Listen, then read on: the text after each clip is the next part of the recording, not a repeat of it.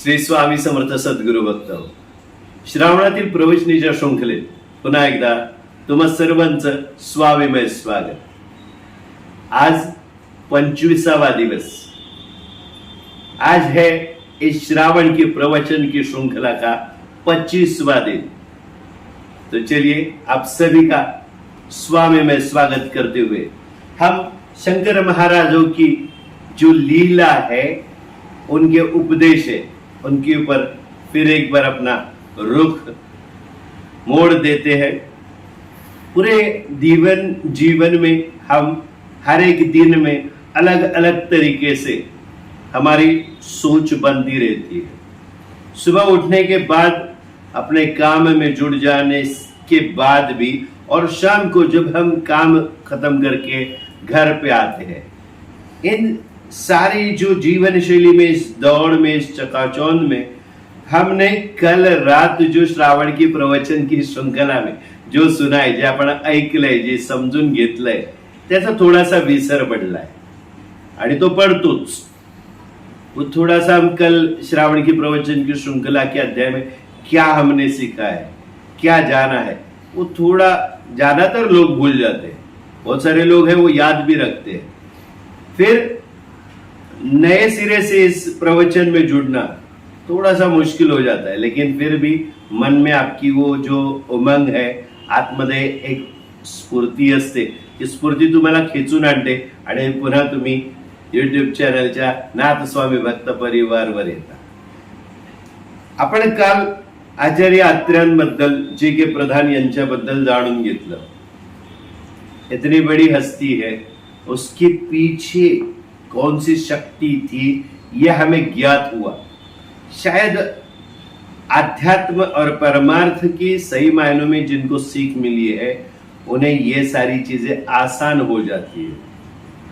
और निर्भय होई रे मना, ऐसा जब स्वामी हमें कहते, निशंक होई रे मना, निर्भयता हमारे जीवन में आनी जरूरी है.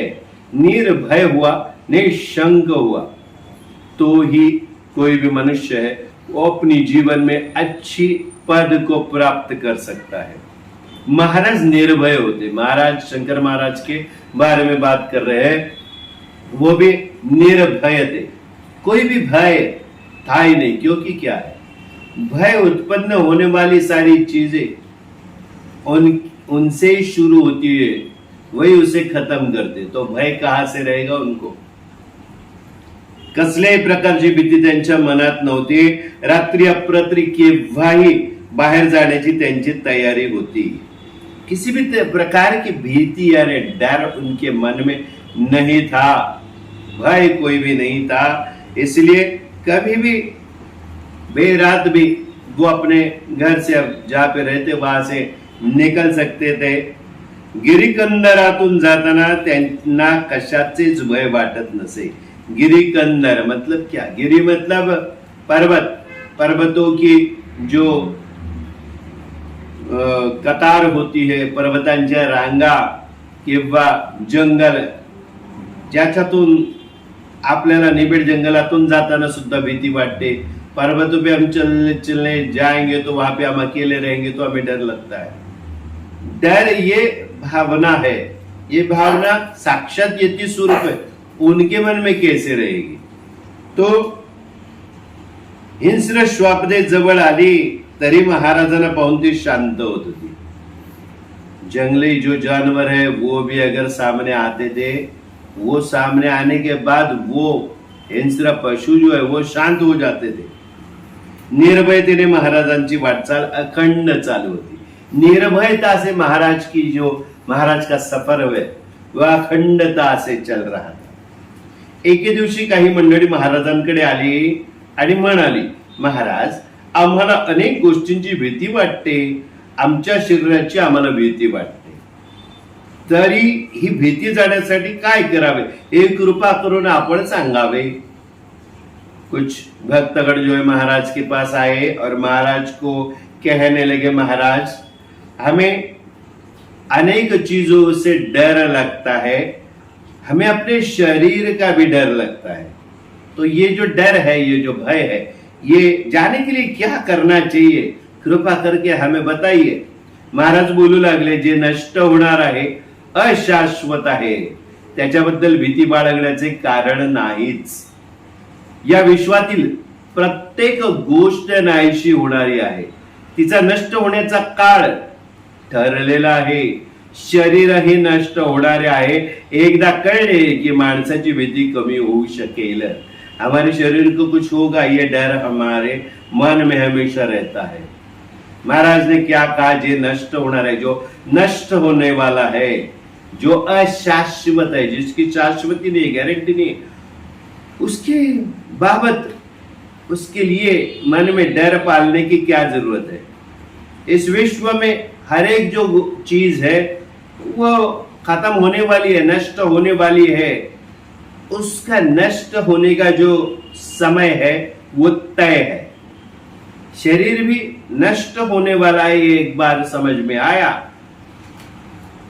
तो इंसान को डर किस बात की, और उसका डर जो है कम हो सकता है.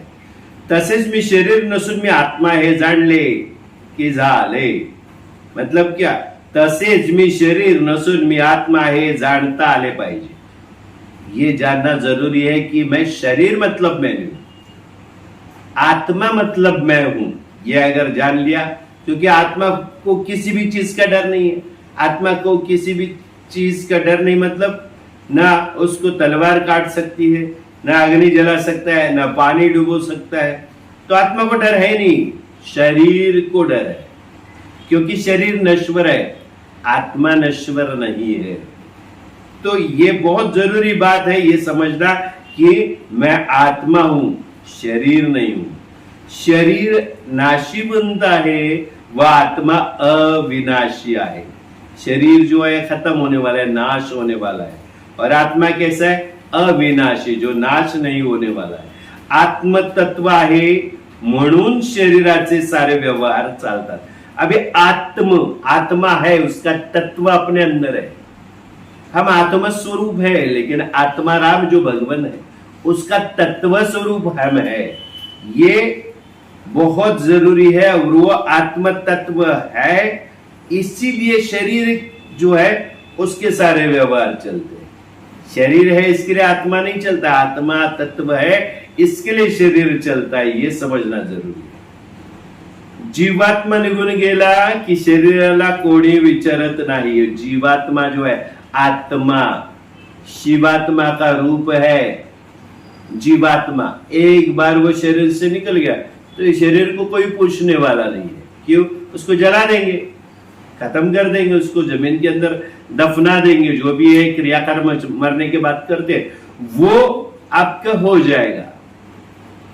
तो ये बहुत जरूरी चीज है हमें समझना. मतलब शरीर मतलब हम नहीं, आत्मा मतलब हम है. शरीर एक घर है जिसमें आत्मा किराए पे आया हुआ है, किराए पे रहने के लिए आया हुआ है. इसका मतलब क्या है, मी म्हणजे शरीर या केंद्राभोवती आपली सारी भीती सामावलेली असते. माझे कसे होईल, मला कोण काय म्हणेल, माझे आयुष्य संपेल का, असे विचार मनामध्ये सदैव थैमान घालत असतात. म्हणून आपणास भीती वाटते, हमें डर क्यों लगता है, क्योंकि मैं मतलब शरीर, ये जो केंद्र बिंदु है, इसके इर्द गिर्द हमारा सारा जो भय है, हमारा सारा जो डर है वो समाविष्ट हुआ रहता है, हुआ होता है. मेरा कैसा होगा, मुझे कोई क्या कहेगा, मेरा जो जीवन है वो खत्म हो जाएगा क्या, ऐसे सारे मन में विचार, उसका कोलाहल मचा हुआ रहता है. इसीलिए हमें डर लगता है. भय इस भव सागर में खत्म होने का, यम को प्राप्त करने का डर. मतलब भ का भव सागर, य का यम, हमें यम से डर लगता है. तो ये भय है. तो इसीलिए कहा गया है ये सारे जो है, मी म्हणजे आत्मा हे कळले की मला जाने येणे नाही, मला मृत्यू नाही, आत्मा को कोई मार नहीं सकता. मी मतलब मैं मतलब आत्मा है, ये अगर समझ में आया तो हमें आना जाना है ही नहीं. हमें मृत्यु नहीं, माझ्यावर काळाची सत्ता चालत नाही, आत्मा के ऊपर काल जो है समय की सत्ता नहीं चलती। एकदा अनुभवास आले की आनंदाच्या लहरी अंतर्यामी प्रकट होतात। एक बार ये अनुभव हम जब ले चुके या लेते हैं या हमें ये समझ में आता है तो क्या होता है, आनंद की लहरी अंतर्यामी मतलब अंदर से प्रकट होने लगती है। मनुष्याचा आत्मा हा प्रकृतीच्या पलीकडे आहे। प्रकृती ये सारी सृष्टि जो है, ये कुदरत जो है, इससे परे मनुष्य का आत्मा है। तो स्वयं प्रकाशी शुद्ध व पूर्ण स्वरूप है। आत्मा कैसा है, स्वयं प्रकाशी, आत्मा को खुद का प्रकाश है और वह शुद्ध और पूर्ण स्वरूप है, अपूर्ण नहीं है, आधा अधूरा नहीं है। जगात प्रकृतीत जे काही चैतन्ययुक्त दिसते ते सर्व प्रकृतीत पडलेले या आत्म्याचे प्रतिबिंब आहे। जगात प्रकृतीत मतलब पूरी दुनिया में, इस प्रकृति में जो कुछ दिखता है, जो चैतन्य युक्त है, जिसमें चैतन्य है, वो सभी प्रकृति में पड़ा हुआ ये आत्मा का प्रतिबिंब है। मतलब क्या, आत्मा का आत्मस्वरूप है। जो भी इस पूरी दुनिया में, इस कुदरत में हमें चैतन्य युक्त दिखता है, क्योंकि आत्मा मतलब चैतन्य है। चैतन्यमयी जो है उनका ही, आत्माराम का ही आत्मा एक स्वरूप है ना, तो वो चैतन्य रूपी होगा, क्योंकि चैतन्य की एक छोटा सा अंश हमारे अंदर भी होता है। प्रकृति ही स्वतः अचेतन है। प्रकृति जो है वो जड़ है, अचेतन है, उसमें चेतना नहीं है। उसमें प्राण हो सकते हैं, उसमें आत्मा हो सकती है, उसमें परमेश्वर का स्वरूप है ही है चराचर में, लेकिन वो जड़ है, वो भौतिक है, इसलिए वो अचेतन है, उसमें चेतना नहीं है, जड़ आहे ती। मनाचाही प्रकृतीत समावेश होतो। ये प्रकृति जो है ना, ये पूरी जड़ अचेतन, उसमें मन का भी समावेश होता है। आपले विचार ही प्रकृतीच्या अंतर्गत असतात। हमारे मन में जो विचार आते हैं वो भी जड़ है, वो प्रकृति के अंतर्गत आते हैं। विचारापासून तो अति सूक्ष्म जड़ पदार्थापर्यंत, विचारों से लेके अति सूक्ष्म जो जड़ पदार्थ है वहां तक सारे जो है सगळे काही प्रकृतीच्या अंतर्गत है। ये सारी चीजें जो है प्रकृति के अंतर्गत है। हमारा शरीर भी प्रकृति का एक अंश है, लेकिन अंदर आत्मा है, वो हम है। ये समझने वाली बात है। आपण हे समजून घेतो, आपला आत्मा, शरीर सुद्धा भौतिक रूप आहे। ज्या भौतिक रूपी गोष्टी आहेत त्या प्रकृतीचाच एक भाग आहे। आत्मा हा प्रकृतीचा भाग नाही आहे। आत्मा हा परमात्म्याचं स्वरूप आहे, त्याचं तत्व स्वरूप आहे। ही सारी प्रकृतीची विभिन्न अभिव्यक्त रूप है। ये सारी जो चीजें हैं, मन, उसके विचार, शरीर, ये सब कुछ जो है, ये प्रकृति जो है उसका विभिन्न अभिव्यक्त रूप है। विभिन्न मतलब अलग अलग भिन्न रूप, और वो अभिव्यक्त, उसकी अभिव्यक्ति होना, उसका एक रूप है। त्याच्यातून व्यक्त होणार त्याची अभिव्यक्ती आहे। या प्रकृति ने मनुष्याच्या आत्म्याला झाकून टाकले। ये जो प्रकृति है ना, उसने मनुष्य को का जो आत्मा है उसको ढक दिया है। इसीलिए हम ये बाह्य रूप के ऊपर ज्यादा प्रेम करते हैं। जड़ स्वरूप जो रूप प्रकृति में जो चीजें है उस पे हम ज्यादा हमारा लगाव रहता है। क्यों? क्योंकि इतनी वो उजागर हो चुकी है, इतनी बढ़ चुकी है कि आत्मा को उसने ढक दिया है। लेकिन आत्मा जो है वो ढकने वाली चीज नहीं है, उसका प्रकाश इससे परे जा सकता है, लेकिन वो सुप्तावस्था में अपने अंदर बैठा है। सुप्त अवस्थेत तो आत्मा शांतपणे आतमध्ये पडून राहतो। आपल्याला प्रयत्न करून त्याच्यात चैतन्य पुन्हा जाग करायचं आहे। तेच ब्रह्मांड नायक आपल्याला सांगत असतात। या प्रकृतीने मनुष्याच्या आत्म्याला झाकून टाकले आहे, आणि जेव्हा ती आपले आवरण दूर करते तेव्हा हा आत्मा स्वप्रकाशाने प्रकाशमान होतो. आत्ताच सांगितलं ना मी, हेच आपल्याला समजून घेणं जरुरीचं आहे. एक बार जब प्रकृति अपना जो आवरण है, जो आत्मा के ऊपर डाला है, वो दूर कर देती है, तब आत्मा स्वयं प्रकाशित है, वो अपने प्रकाश से पूरा प्रकाशमान हो जाता है और हम उसे एनलाइटनमेंट कहते हैं. हमें सिद्धि प्राप्त हुई है. क्यों? End what is really enlightenment मतलब क्या आहे? What is it? ही काय वस्तू आहे एनलाइटनमेंट म्हणजे? सिद्धी मिळाली, सिद्धी प्राप्त झाली, अमुक एका वृक्षाखाली. अरे काय आहे? समजून घेणं फार महत्वाचं आहे. या प्रत्येक गोष्टी आपल्या प्रत्येकाच्या आत भगवंताने दिलेल्या आहेत, पण आपण त्याचा विचार केला नाही आतापर्यंत. त्याच्यासाठी काही साधना कराव्या लागतील का? साधन बाहेरची का लागतायत? कारण आपल्याला भगवंताने सगळं दिलेलं असून आपण विसरलोय आणि ते झाकलं गेलंय, त्याच्यावर पुटं चढली आहेत. ही पुटं आपल्याला काढून टाकायची आणि ते काढण्यासाठीच आपला हा श्रावणातील प्रवचनेच्या शृंखलेचा हा सगळा बाढविस्तारा चालू आहे. आपण हे का करतोय? प्रत्येक मानवाला या गोष्टी समजणं जरुरीचं आहे.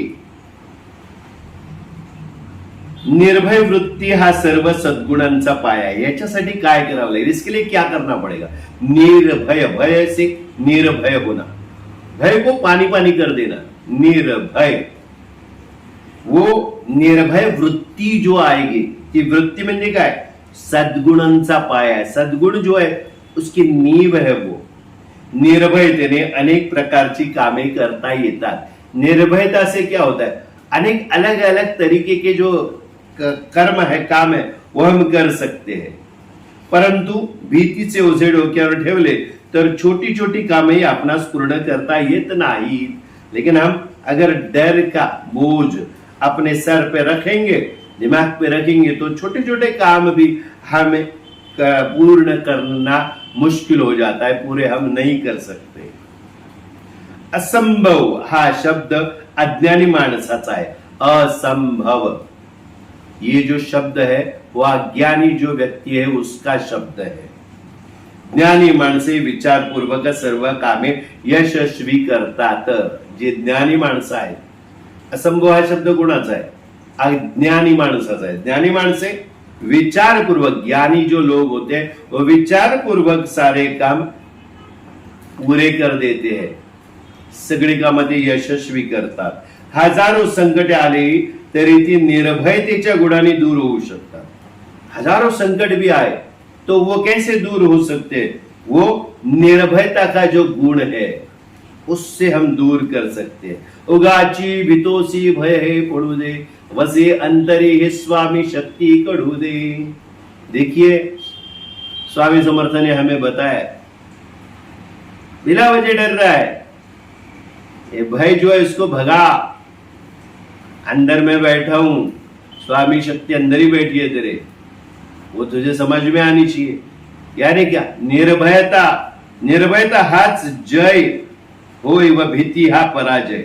निर्भयता ये जय है, विजय है, और भीती पराजय है, यानी पराभव है. सदैव भीतीने वागू लागलो तर अनेक प्रकारची दुःखे आपल्याला भोगावी लागतात.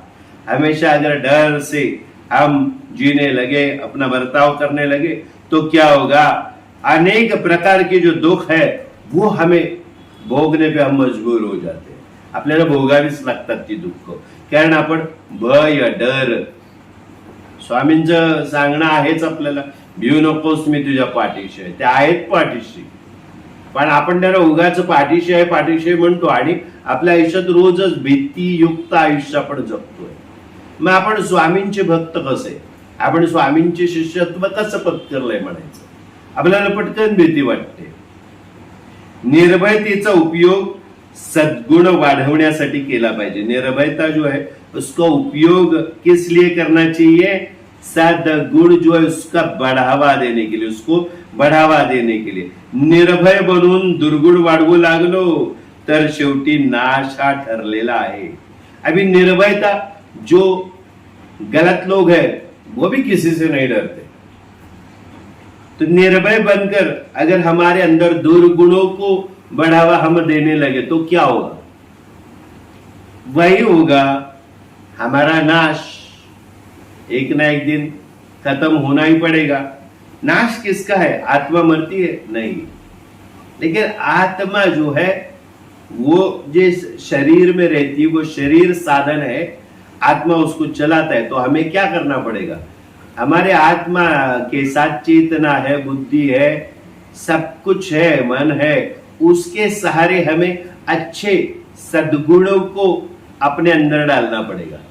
दुर्गुणों को डालेंगे तो हमारा नाश पक्का है। तरी निर्भय बनून आपण आपले सद्गुण वाढवावे आणि आनंदी जीवनाची वाटचाल करावी। फिर क्या करना है? हमें निर्भय बनकर अपने अंदर सद्गुणों की बढ़ोतरी करना है और आनंदमयी जो जीवन है उसका सफर चालू करना है। देव पाठी रखा है, भगवान अपने पीछे खड़ा है, वो अपनी रक्षा के लिए सदैव है। तो सांभाळणार आहे, माझ्या मागे पुढे उभा राहून तो माझा नीट सांभाळ करतोय, ही जाणीव ठेवून निर्भयता वाढवावी। भगवान अपने पीछे खड़ा है, वह हमें संभालने वाला है, हमारे आगे पीछे इर्द गिर्द सभी जगह पे खड़ा रह के भगवान हमें अच्छी तरीके से संभालेगा। ये हमारे अंदर एहसास होना चाहिए और उससे हमारी निर्भयता बढ़नी चाहिए। माझ्या शरीरात ताकद आहे, माझ्याकडे खूप संपत्ती आहे, हा भाव ठेवून निर्भयता वाढवू नये।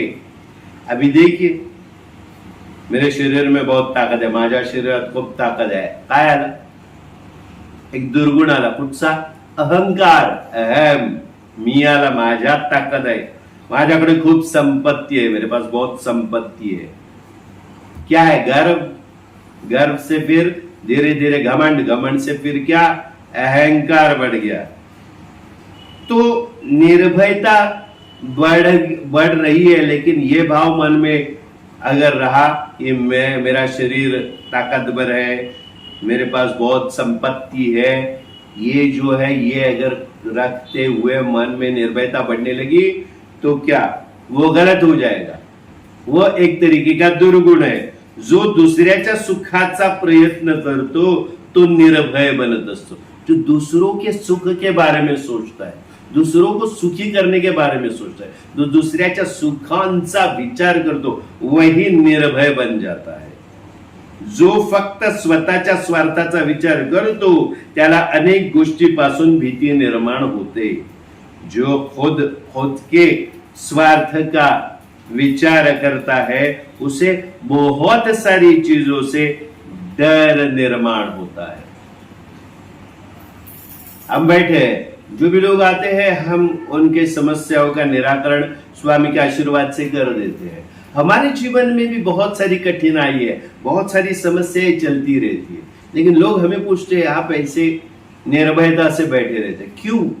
क्योंकि सही मायने में हमें समझना जरूरी है कि अगर वो है वो चलाने वाले। आप लोग जो डरे हुए हमारे पास आते हैं अपने सवाल लेके, अपनी समस्याएं लेके, हमारे चेहरे पे बहुत सारे बोलते हैं आपके चेहरे पे तो शिकन तक नहीं आती। जब आप बताते ये सारी तकलीफें आपके जीवन में है तो हम अचरज में पड़ जाते हैं। आम्ही विचार करत बसतो, तुमच्या चेहऱ्याकडे बघून आम्हाला कधीच वाटत नाही, आम्हाला कळतच नाही। मी किती वेळ असं होतं की 24 तास माझं काम चालू असेल तरी 25व्या तासाला मी त्यांना फ्रेश दिसतो तर ते मला विचारतात की मी नाहीये, हे आहेत जे आपल्या पाठीशी उभे, हे आपल्याकडून करून जर घेत असतील, कारण मी आहे तोपर्यंत त्रास आहेत। हम यानी वो और मैं और वो एक जब हो जाएंगे, आम्ही एक झालो, पण हे काही प्रत्येकाला करता येईल, प्रश्नच उरणार नाहीत। हा जो समाज आहे हा समजून घेणं फार महत्वाचं आहे। आपल्या जीवनात आपण हे समजून नाही घेत। आपण काय करतो? आपण दुसऱ्यावर अवलंबून राहणं, स्वतः प्रत्येक गोष्टीत भीती भीती भीती। मैं भी ऐसी कभी कभी एक ऐसा एहसास खड़ा कर देता हूं कि मैं बहुत डरा हुआ हूँ, बहुत सहमा हुआ हूँ, अभी आगे क्या होगा।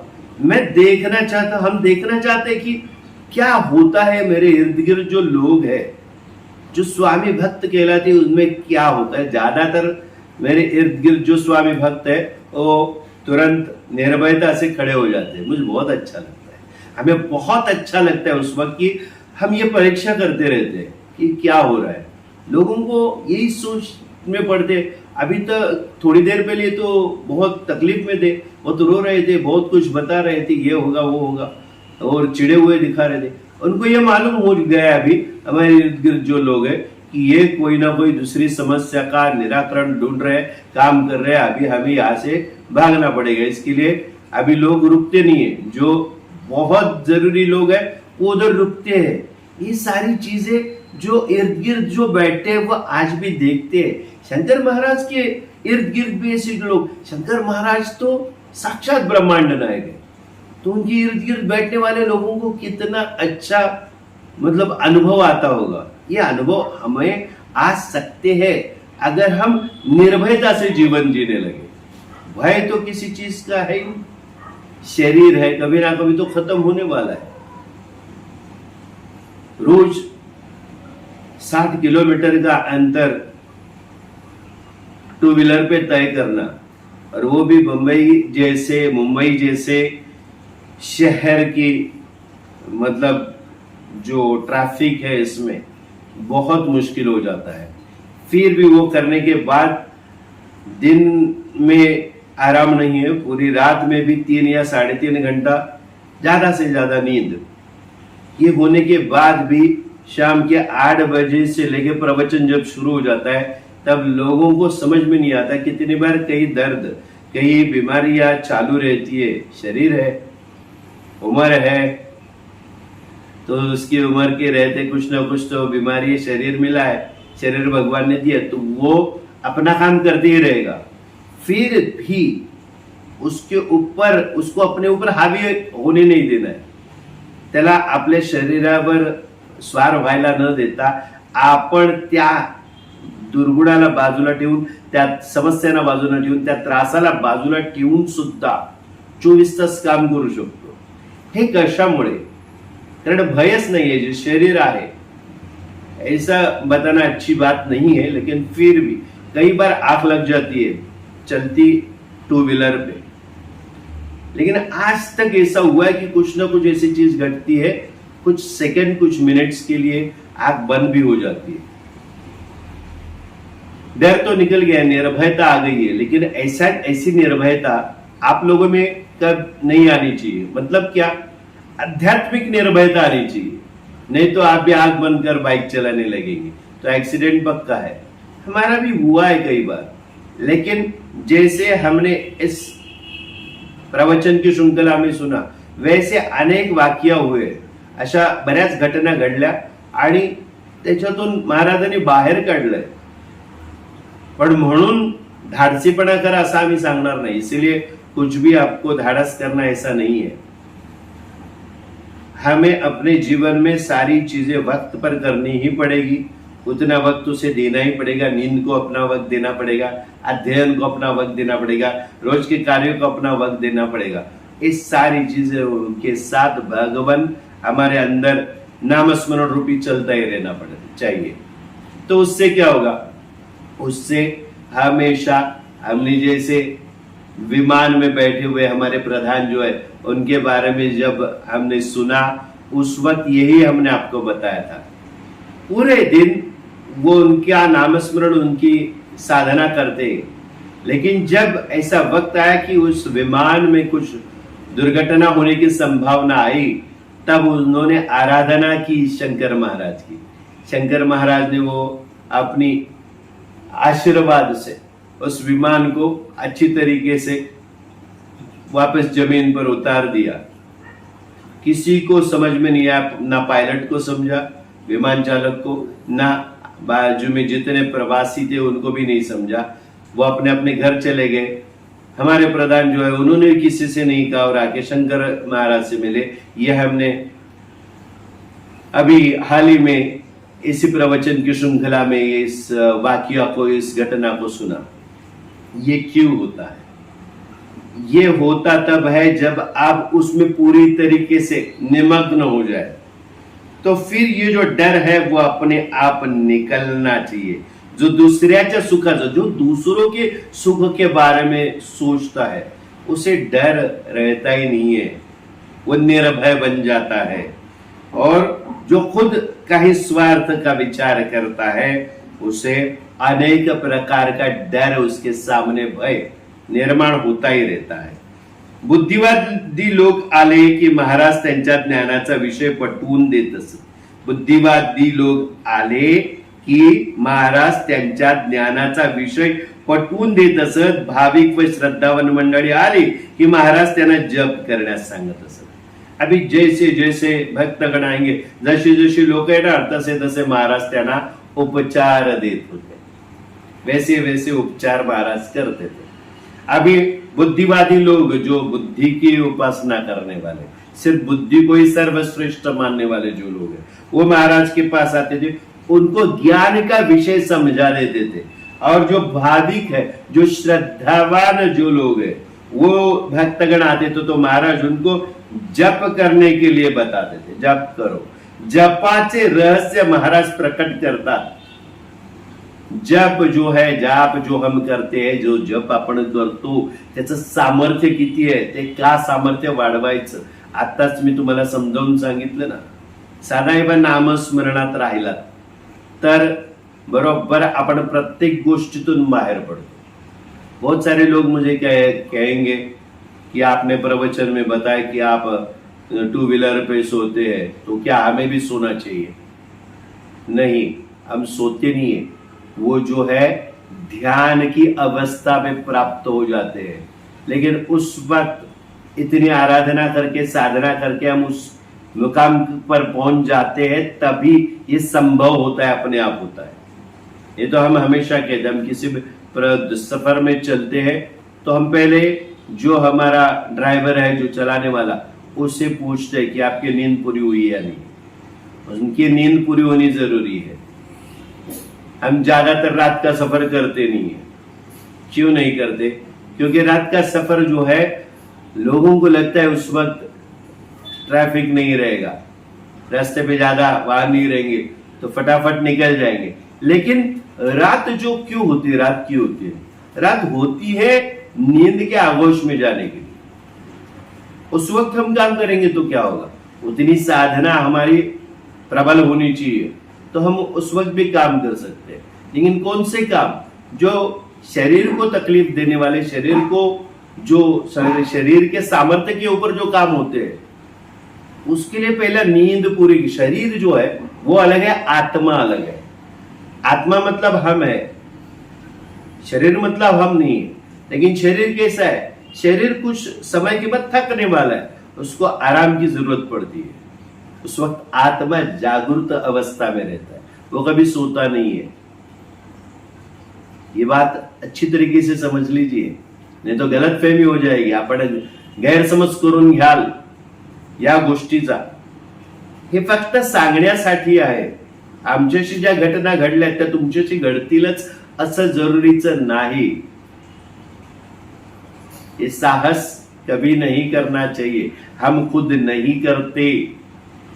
हमारा वाहन चलाने का तरीका भी अलग है, हम बहुत संभाल के, और जैसे स्वामी समर्थ ने हमें बताया है हम सबको, कि जो नियम का उल्लंघन करते हैं उसके साथ मैं नहीं हूं। हम ट्रैफिक के जो नियम है उसका भी कभी उल्लंघन नहीं करते।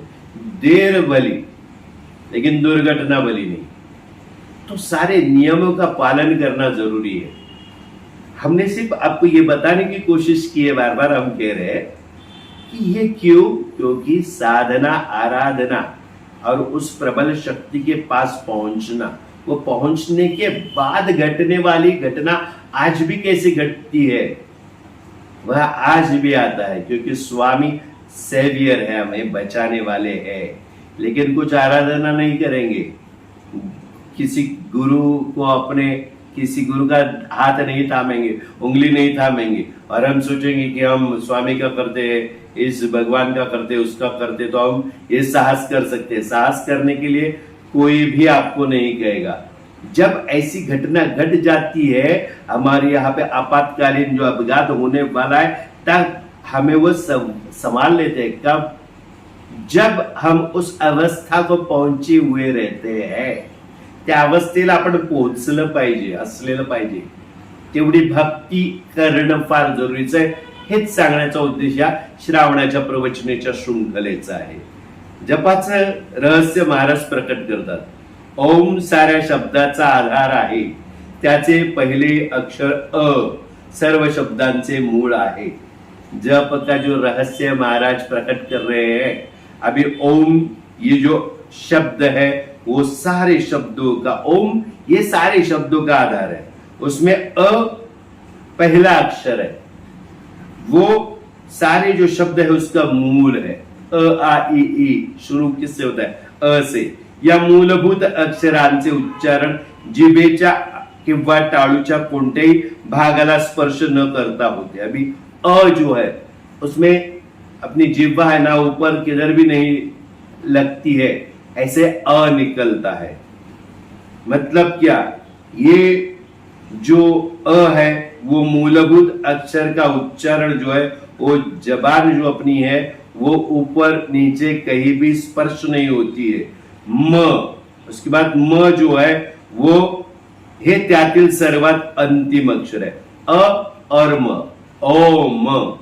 तो म जो है वो आखिर का उच्चार है, अक्षर है, अंतिम अक्षर।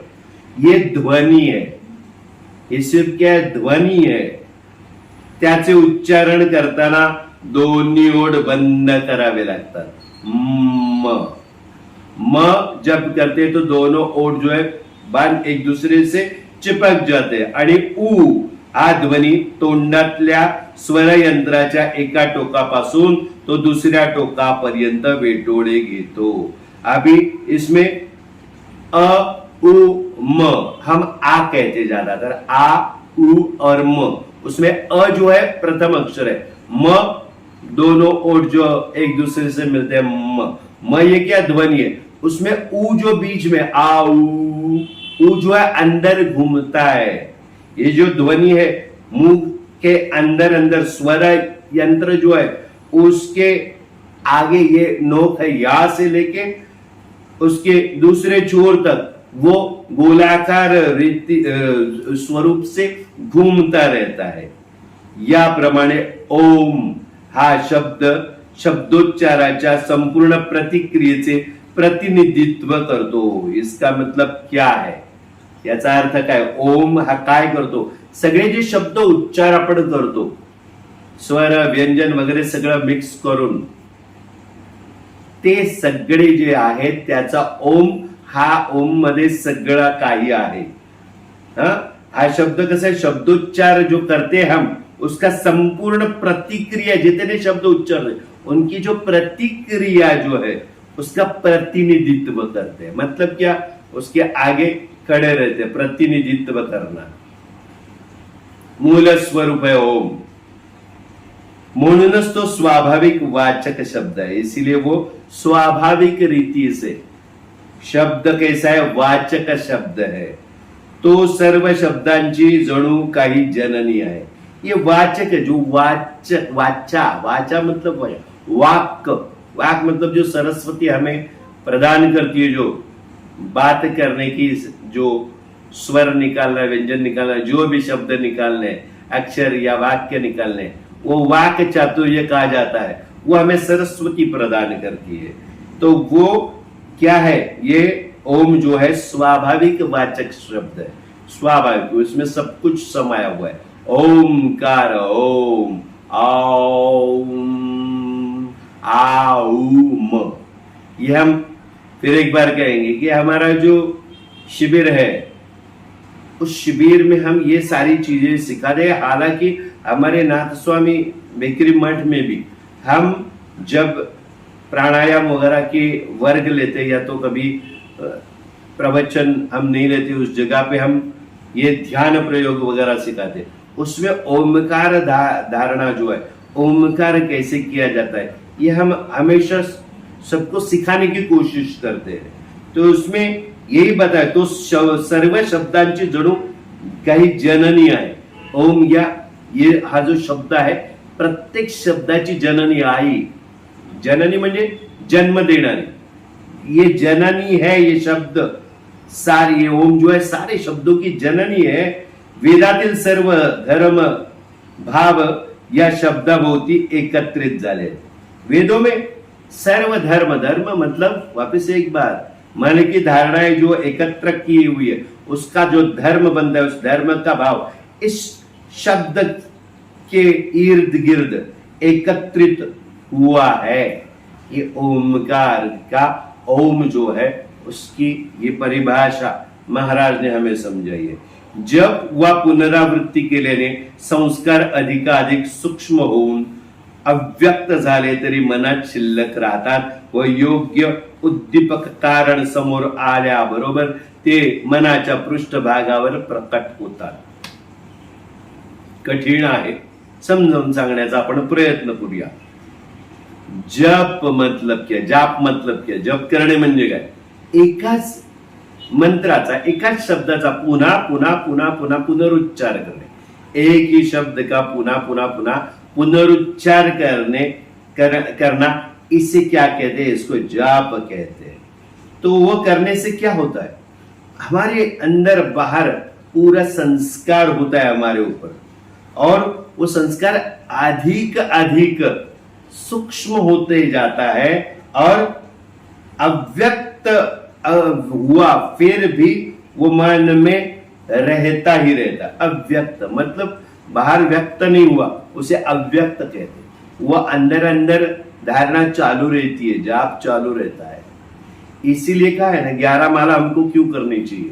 11 माला करते करते 108 की माला 11 करो रोज. रोज सगळ्यांनी 11 माला करा म्हणून सांगितलं जातं. ते का? उतनी मालाएं करने के बाद उसको आधा घंटा भी लगे, 1 घंटा भी लगे, किसी के 15 मिनट में भी खत्म हो, लेकिन उससे क्या होता है?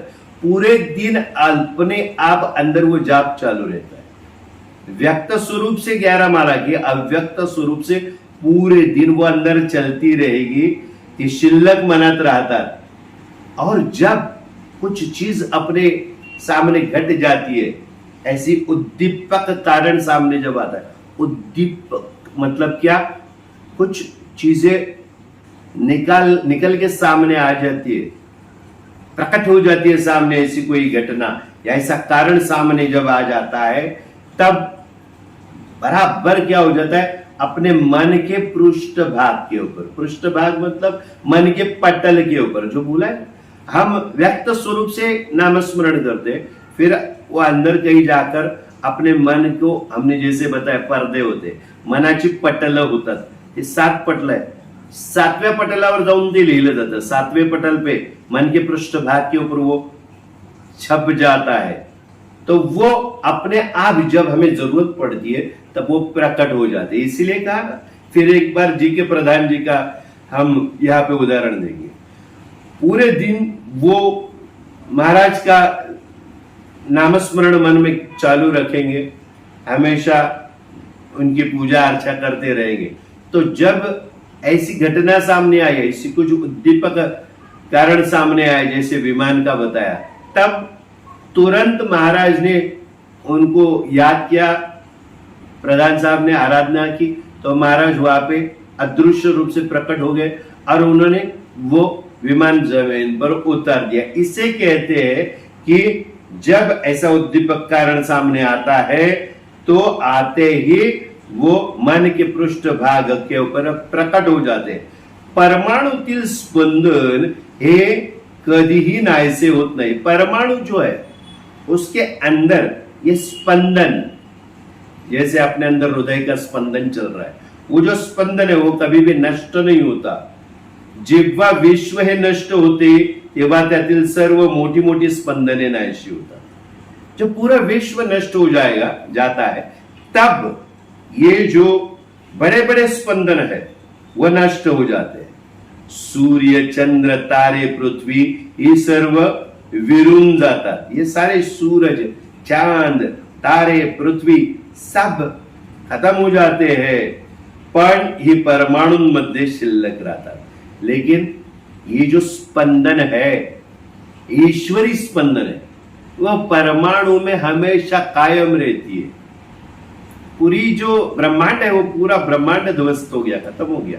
सूरज, चांद, पृथ्वी, सारा कुछ है वो सब कुछ खत्म हो गया. फिर भी बड़े बड़े स्पंदन खत्म हो गए, लेकिन माइन्यूट लेवल पे यानी सूक्ष्म रूप से परमाणु में ये स्पंदन चालू रहते हैं. मोठी मोठी ब्रह्मांडे जे कार्य करतात तेच कार्य प्रत्येक परमाणु करीत असतो. बड़े बड़े ब्रह्मांड जो कार्य करते ना, वो ये छोटे छोटे परमाणु, परम अणु, अणु मतलब छोटा सा कण, वो परमाणु कार्य क्या करता है, जो बड़े बड़े ब्रह्मांड कार्य करते. चित्ताचेही असेच आहे. चित्त, हमारा जो चित्त है अंदर, उसका भी ऐसा ही है.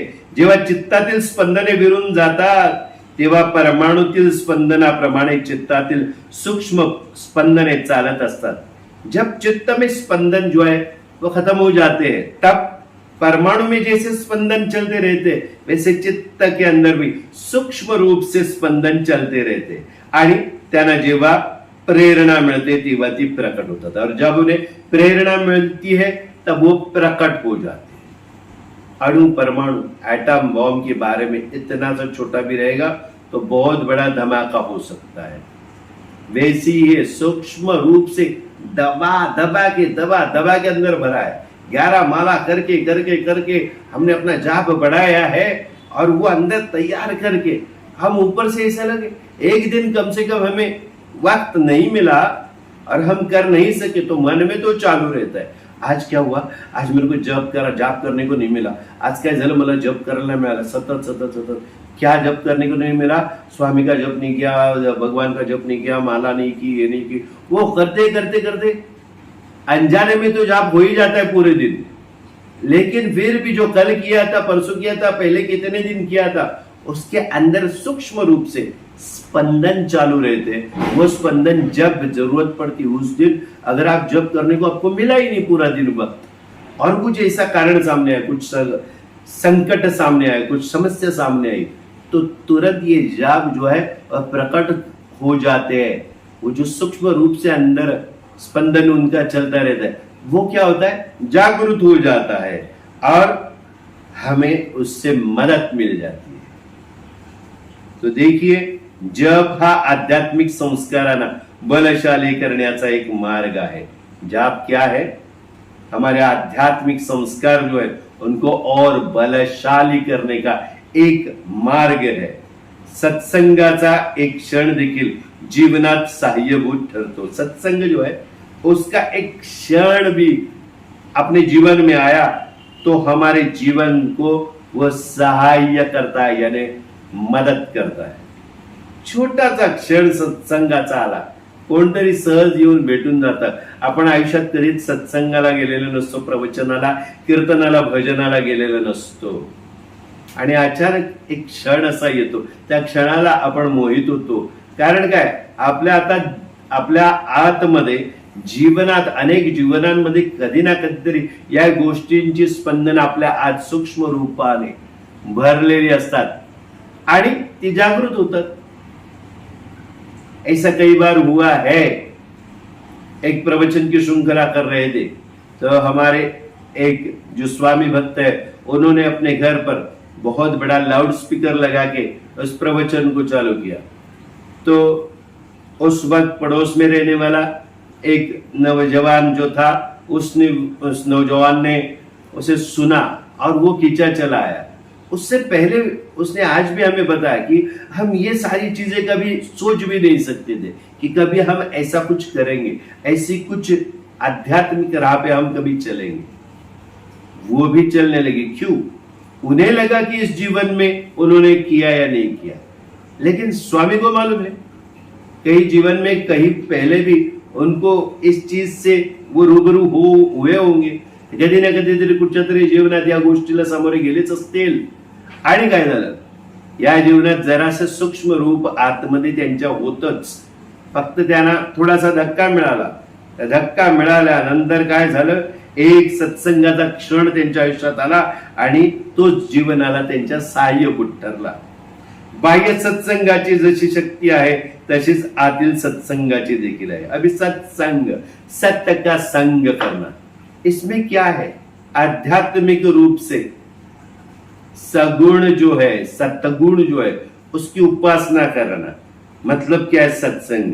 जैसे बाह्य है बाहर का सत्संग, वैसे ही अंदर भी सत्संग है.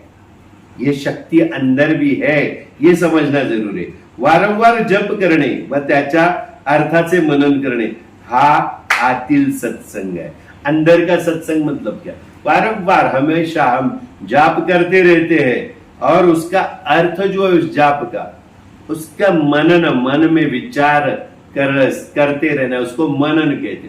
वो मनन जैसे पहले एक दिन पहले बताया आपको कि एक दिन हमें नहीं मिला वक्त, आज जाप करने को नहीं मिला, तो हम क्या करते हैं, हम सोचते रहते आज जाप करने को नहीं मिला, श्री स्वामी समर्थ, श्री स्वामी समर्थ, ऐसा सब चालू रहता है हमारा. तो उससे क्या होता है, अनजाने में वो चालू ही रहता है अंदर. और यहाँ पे भी वारंवार जप करते हैं जब, तब उसका अर्थ जो है वो मनन करते रहना, वो अंदर का सत्संग है. सत का संग अंदर भी हो सकता है. जपाने हृदयात ज्ञान प्रकट होते. जप करने से क्या होता है, हृदय के अंदर ज्ञान प्रकट होता है, वह आत्म साक्षात्कार घडतो. और फिर क्या होता है, साक्षात्कार मतलब बताए भेंट होना, आत्म यानी आत्मा की भेंट यानी आत्म साक्षात्कार हो जाता है. यानी समझ में आता है शरीर मतलब मैं नहीं हूं, आत्मा मतलब मैं. ये जब समझना है, यही आत्म साक्षात्कार है. सत्संगतीने आपल्यातील अव्यक्त सत्संस्कार प्रकट होतात. अभी जो सत्संग है उससे क्या होता है, अपने अंदर जो कभी व्यक्त नहीं हुए वो सत्संस्कार जो है अंदर, जो पहले से ही संस्कार हुए हैं, वो फिर प्रकट होने लगते हैं. सत्संग हा अत्यंत पवित्र है. सत्संग अत्यंत पवित्र है, कारण त्यामुळे संस्कार प्रकट होऊ लागतात. सत्संग से क्या होता है, सत्संग से हमारे अंदर के जो संस्कार है वो प्रकट होने लगते हैं. उनको प्रकट होने का जरिया मिलता है, प्रकट होने के लिए एक धक्का मिल जाता है. ये सारी चीजें कितनी गहन है, गहरी है. देखिए महाराज ने इतने अच्छी तरीके से जो बुद्धिवादी है, जो बुद्धि के ऊपर काम करने वाले या जो भक्ति करने वाले, सारे जो लोग उनके पास आते हैं उनको ये समझाया है, उनको अच्छी तरीके से सीख दी है. कितनी गहरी बातें दी है महाराज ने. थोडं आगे बढ़ते. ढेकणे मामा एका फॅक्टरीत काम करीत होते. पुण्यात एका वाड्यात त्यांचे वास्तव्य होते. परिस्थिती सर्वसाधारणच होती. ढेकणे मामा वो एक फैक्ट्री में काम करते थे. पुणे में एक वाड़ा था, उसमें वो रहते थे. उनकी जो हालात थी उनके घर गृहस्थी की, वो साधारण थी, न ज्यादा अमीर न ज्यादा गरीब. महाराज नेहमी या ढेकणे मामांच्या घरी येऊन बसत असत. शंकर महाराज ये जो ढेकणे मामा है उनके पास आकर बैठते थे. ढेकणे मामांचे महाराजांवर हृदयापासून प्रेम होते. महाराज के ऊपर ये जो ढेकणे मामा है उनके हृदय के साथ वो प्यार करते थे, प्रेम करते थे महाराज पे. ते मनोभावे महाराजांची सेवा करत होते. मन से, अंदर से, अंतरात्मा से वो शंकर महाराज की सेवा करते थे. ढेकणे मामा शुद्ध हृदयाचे होते म्हणून महाराज तेथे येत असत. ये जो शक्तियां होती है ना, हर किसी के पास जाके नहीं बैठती है. वो सात्विक भाव जिधर होगा, जहां पे मन की शुद्धि होगी, जहां पे सद्गुण होंगे, वहीं पे ये शक्ति जाती है. घर किती आलिशान आहे, थाटमाट किती भव्य आहे हे पाहण्यापेक्षा घरातील माणसांचे हृदय कसे आहे याचा विचार महाराज करत होते. महाराज कैसा विचार करते थे, ये जो हम बोलते हैं लक्ष्मी हर घर में नहीं जाती.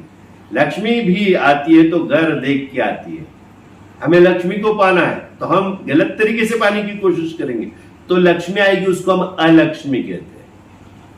तो लक्ष्मी स्वरूप जो विष्णु भी उनके साथ आएंगे। विष्णु मतलब साक्षात भगवान है, साक्षात हमारे ब्रह्मांड नायक है।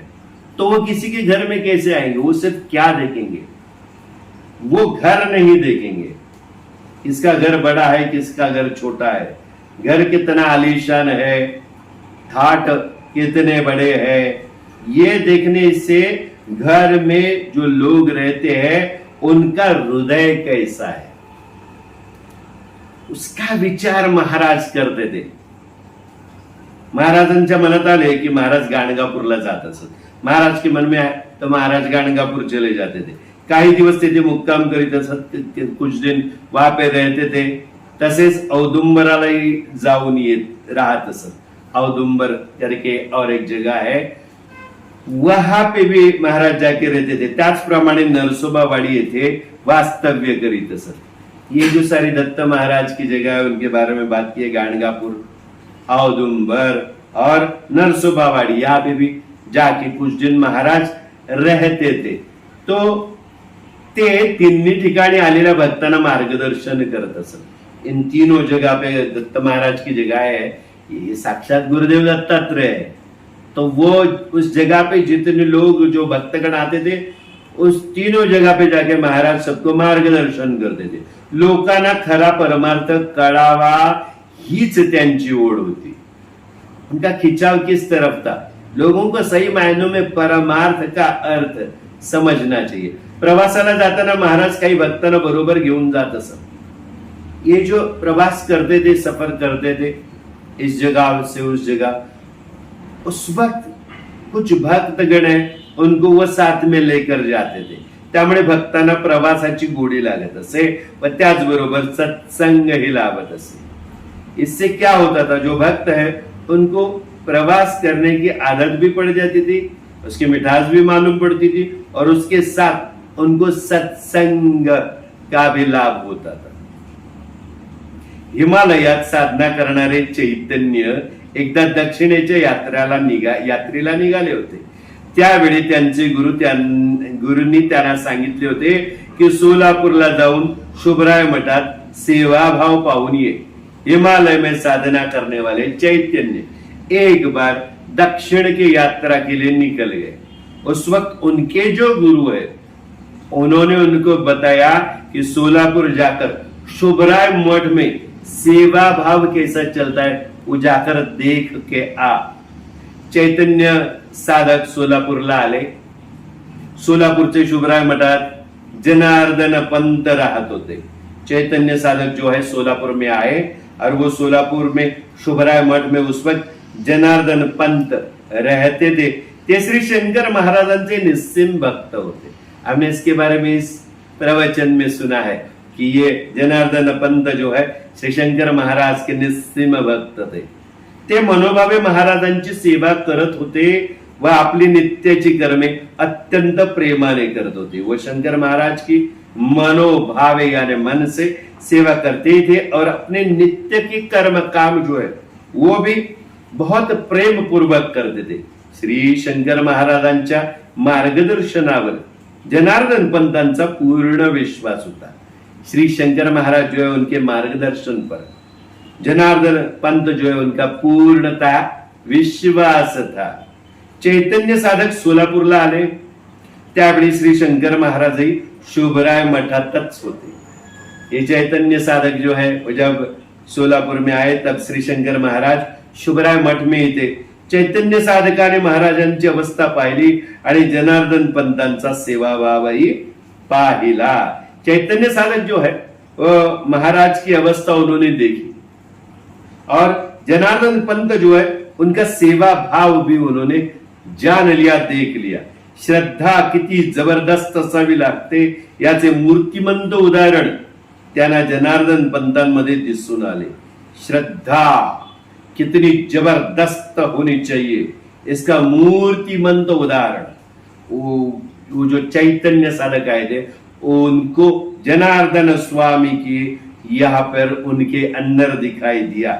आपण गुरु आहोत अशा प्रकारचा कोणताही भाव महाराजांच्या आचरणातून दिसून आला नाही आणि आपण शिष्य आहोत फक्त आपल्यावरच महाराजांची कृपा आहे असा यत्किंचितही भाव जनार्दन पंतांच्या आचरणातून आढळून आला नाही।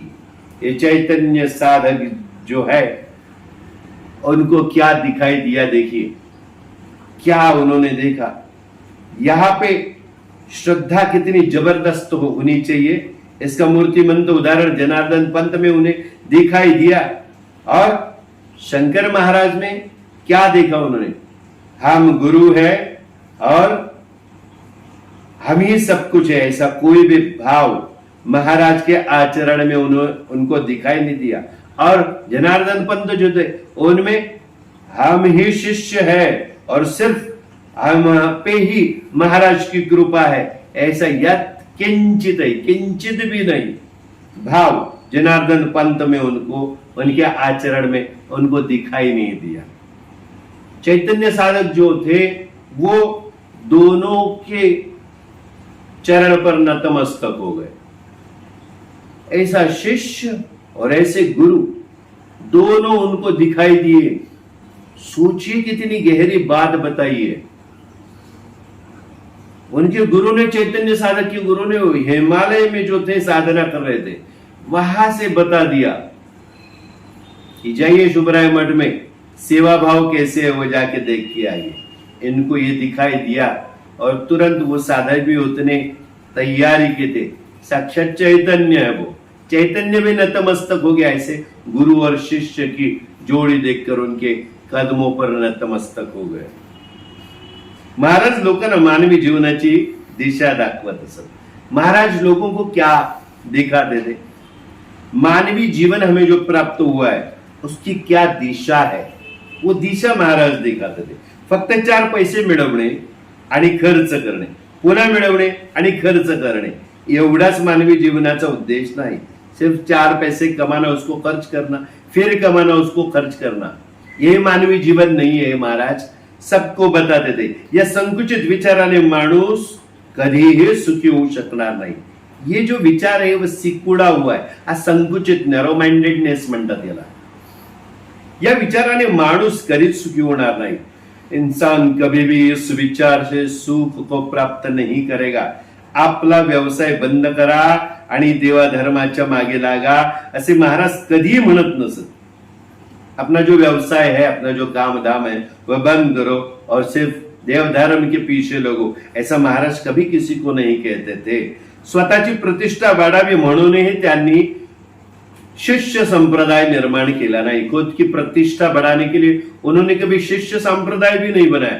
आपण करत असलेल्या व्यवहारात, प्रपंचात आपणास दुसऱ्यास आनंद कसा देता येईल, आपले जीवन आनंदी कसे बनवता येईल आणि त्याचबरोबर विश्वामागील सत्तेचा अनुभव कसा येईल याचे मार्गदर्शन महाराज करत होते। अभी हम जो कर रहे हैं, जो व्यवहार आपण जो व्यवहार करतोय, जो प्रपंच हम कर रहे हैं, उससे हम दूसरों को आनंद कैसे दे सकते हैं, अपना जीवन जो है वो कैसे खुशी से भर सकते हैं, और उसके साथ ही साथ ये जो पूरा विश्व है उसके पीछे एक सत्ता है, उसका अनुभव कैसा आएगा, इसका मार्गदर्शन अपने भक्त गणों को महाराज करते थे। अपने अंदर आनंद प्रकट है वो दूसरों को देना, दूसरों के जीवन में आनंद प्रकट करना। और महत्व की बात, फार महत्वाचा भाग म्हणजे या पूर्ण विश्वाच्या पाठी एक सत्ता कार्यरत आहे। ती कुठची सत्ता आहे, त्या सत्तेला ओळखणं, त्याचा अनुभव कसा मिळेल याचं मार्गदर्शन महाराज करत होते। माणूस गरीब असू दे अथवा श्रीमंत असू दे, त्या कामातून त्याला आनंद कसा प्राप्त करून घेता येईल याचे रहस्य महाराज सांगत होते। ये देखिए, इंसान गरीब हो या अमीर हो, उसका जो भी काम वो कर रहा है उसमें उसे आनंद की खोज कैसी करनी है, इसका रहस्य जो है महाराज सबको बताते थे। ज्याची त्याची कुवत पाहून त्याप्रमाणे महाराज शिकवत होते। कुवत मतलब कितनी ताकत है समझने की। महाराज तो बहुत कुछ सिखाएंगे, बड़ी बड़ी सीख देंगे, महाराज खूप मोठी शिकवण देऊ शकतात, पण ते जे भांड आहे घेणार, त्या भांड्याची, त्या पात्राची पात्रता पण फार महत्वाची है। कोई भी बर्तन है, उस बर्तन में हमें डालना है, लेकिन बर्तन की जो क्षमता है वो उतनी होनी चाहिए, उतना ही हम उसे उसमें डाल सकते हैं। तो वो महाराज पहले टटोल कर देखते थे और उसी हिसाब से उस भक्त को वो सीख देते थे। आपण ज्या अनेक प्रकारच्या विद्या प्राप्त करतो त्या भाकरीच्या विद्या आहेत। किती महत्वाचा भाग बघा, टप्पा। हम अलग अलग तरीके की विद्या प्राप्त करते हैं, वो सारी रोटी की विद्या है, रोटी कमाने की, बाकी कुछ नहीं है। फक्त पोट भरण्याच्या विद्या आहेत असे रामकृष्ण परमहंस म्हणायचे। रामकृष्ण परमहंस ये कहते थे, ये सारी जो विद्या है वो पेट भरने की विद्या है। आज बहुतेक तरुणांच्या डोळ्यासमोर अनेक प्रकारच्या पदव्या प्राप्त करण्याचे ध्येय आहे। आज बहुत सारे जो जवान हमारे इस समाज में है, उनके आंखों के सामने अनेक अनेक प्रकार की जो पदवी है, जो डिग्री है, वो प्राप्त करने का ध्येय होता है। ही पदवी तरी कशासाठी? तर नोकरीसाठी। ये क्यों पाना है उनको डिग्री, ये पदवी उनको क्यों पानी है? तो सिर्फ नौकरी करने के लिए। नौकरी कशासाठी? तर पैसे मिळवण्यासाठी। नौकरी क्यों चाहिए? पैसा कमाने के लिए। पैसे कशासाठी? तर चैनीसाठी। पैसा क्यों कमाना है? अपने मौज के लिए। अशी आजची परिस्थिती दिसते, ये आजकल चलने वाली परिस्थिती है। चार पैसे मिळवणे व खर्च करणे हे काही मानवी जीवनाचे ध्येय नाही। चार पैसा कमाना और खर्च करना, ये थोड़ी मानवी जीवन का ध्येय है। आपले बहुमोल आयुष्य फक्त भाकरी मिळवण्यासाठी चालवायचे का? अपना जो अनमोल जीवन हमें मिला है वो सिर्फ रोटी कमाने के लिए, रोटी पाने के लिए, रोटी खाने के लिए मिलनी चाहिए, इसके लिए चलाना है? याचा आपण विचार केला पाहिजे। भाकरी मिळवली पाहिजे, पण फक्त भाकरी हेच आपले ध्येय आहे का? हमें सोच विचार करना पड़ेगा। भाकरी यानी रोटी कमानी ही चाहिए, उसके बगैर तो हम चलेंगे नहीं। लेकिन सिर्फ भाकरी यानी रोटी कमाना ही हमारा ध्येय है क्या? यह अपने आप को हमें सवाल पूछना पड़ेगा। हम जो शिक्षा प्राप्त करते हैं वो कुछ कमाने के लिए, लेकिन महाराज हमें कुछ और ही बता रहे हैं। यहाँ पे साक्षात रामकृष्ण परमहंस क्या कह रहे हैं? वो यही है, ये सारी जो विद्या है, सारी डिग्रिया है, या सगळ्या पदव्या आहेत, या भाकरीच्या विद्या आहे, रोटी की विद्या आहे। पैसे जास्तीत जास्त कैसे मिळतील या गोष्टीकडे अनेकांचे लक्ष है। ज्यादा से ज्यादा पैसा कैसा मिलेगा, इसके ऊपर सारे जो लोग हैं आजकल, उनका ध्यान है माझ्या हृदयातील आनंद जास्तीत जास्त प्रकट करून इतरांना आनंद कसा देता येईल या गोष्टीचा विचार करण्यास मात्र माणूस तयार नाही। अपने हृदय का आनंद ज्यादा से ज्यादा प्रकट करके और सारे जो लोग हैं उन्हें कैसे आनंद की प्राप्ति करके दे सकते हैं, इस चीज का विचार करने के लिए आज इंसान तयार नहीं है। म्हणून तो स्वतःही आनंदी बनू शकत नाही आणि दूसऱ्यालाही आनंद देऊ शकत नाही। इसीलिए क्या, वो खुद भी खुश नहीं रह सकता, आनंद उसको भी प्राप्त नहीं होता और वो दूसरों को भी आनंद नहीं दे सकता।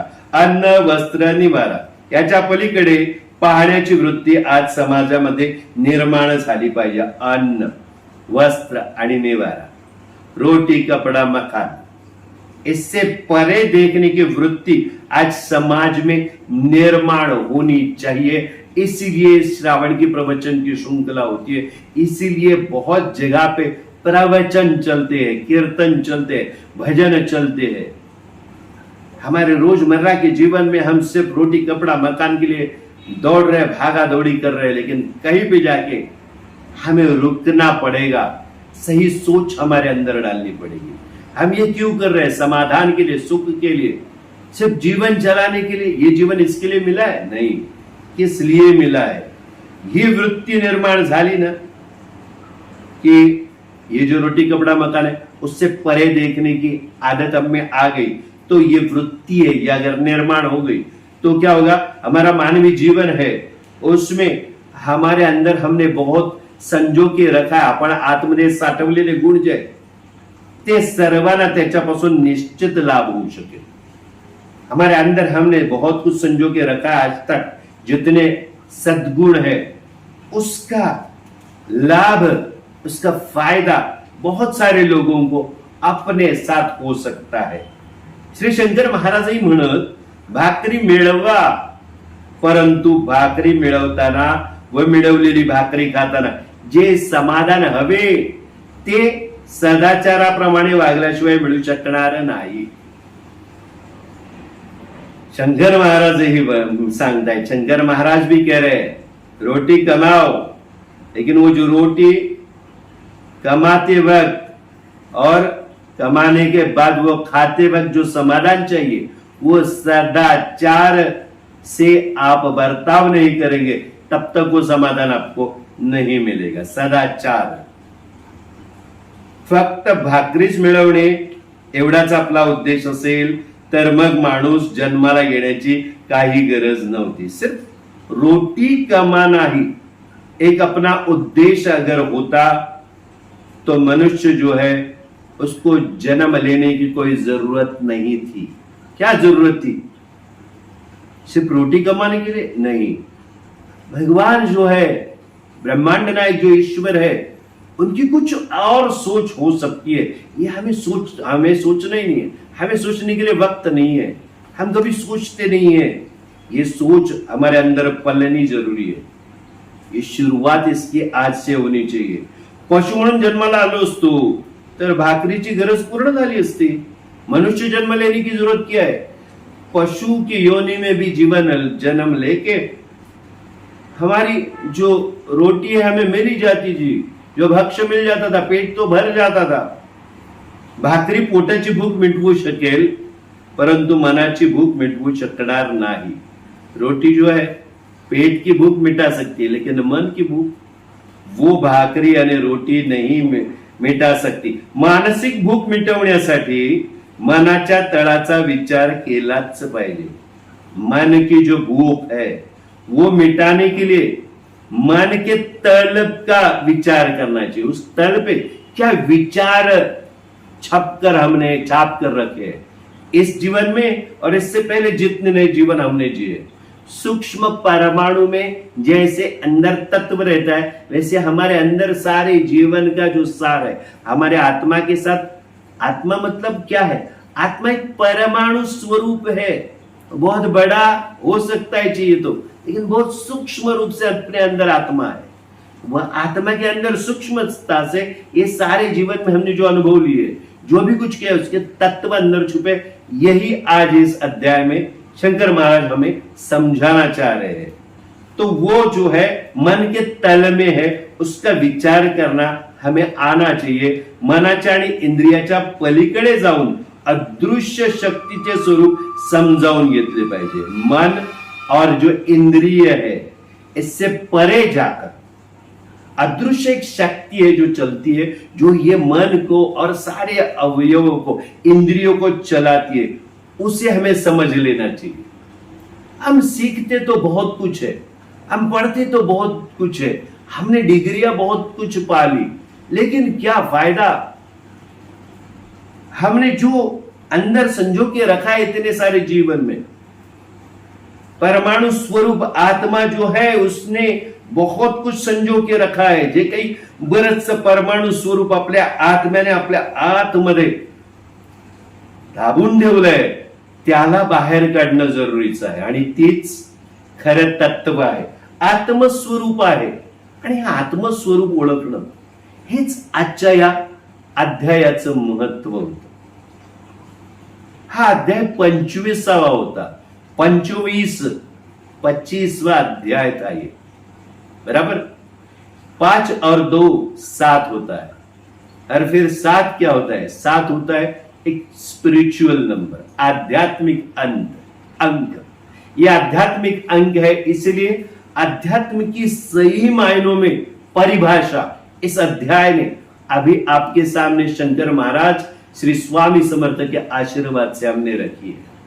आज इस अध्याय में हम यहीं पे रुकते हैं। सभी को स्वामी आशीर्वाद। श्री स्वामी समर्थ, श्री स्वामी समर्थ, श्री स्वामी समर्थ। जय शंकर, जय शंकर, जय शंकर।